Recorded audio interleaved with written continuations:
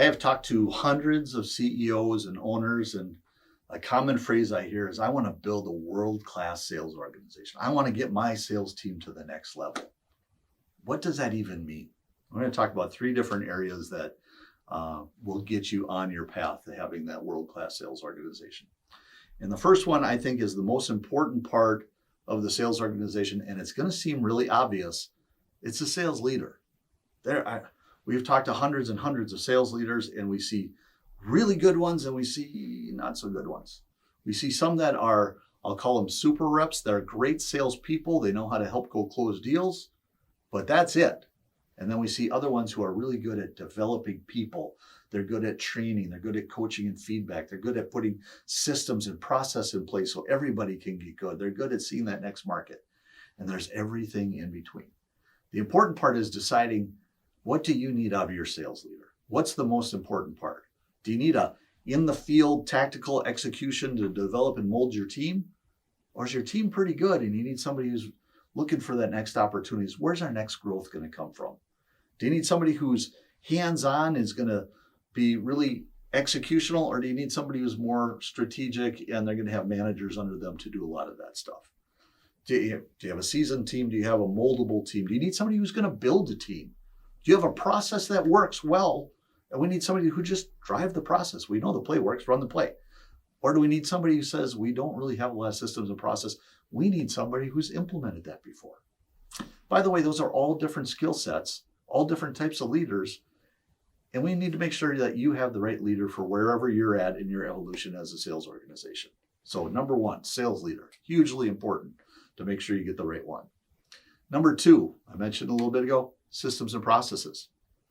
Too many times you go into an organization and the top couple of salespeople got it figured out. It's in their head. They might not even know what their process is, but they just know how to execute it, that unconscious competent. And they can just go do it. And then you got the middle who are okay, and then you got some stragglers on the end who are struggling. The best sales leaders are the ones who have developed that system and that process. This is who we go after, and here's how we qualify them. Here is how we ask questions and why we ask those questions. Here's how we differentiate. Here's how we get commitments along the way. That's a system. And the better we can write it down and document it and get people executing on that, the more we sell. We have plans.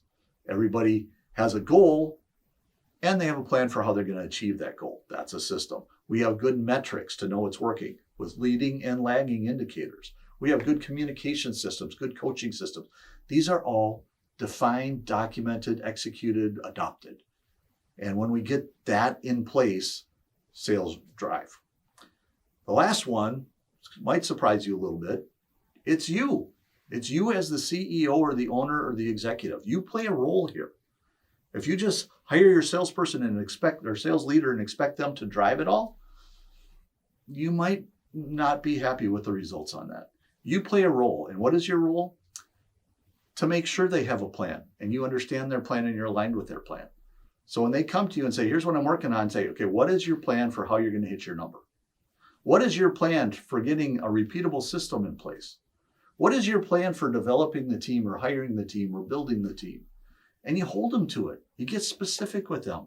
And every week, you check progress. Are they doing the things that they said? You don't have to know sales. You don't have to be a great sales leader or brilliant salesperson to do this. You're just asking the questions. You're holding them accountable. And if they need help because they don't know how to do it, and a lot of sales leaders need help, get them help. Get them a mentor, get them a coach, put them in a group, put them in something to get them help so they can get better at the skills they're lacking. These may seem really obvious, sales leader, systems process, but they're hard to execute. And that's where we come in. If you need some help in any of these areas, please go to our website, pivotaldvisors.com. If you like videos like this, subscribe to our channel. We put out all the time. And if you just want to talk, give us a buzz. Pivotaldvisors.com. Follow us on the social media. We hope to hear from you soon. Thanks for watching.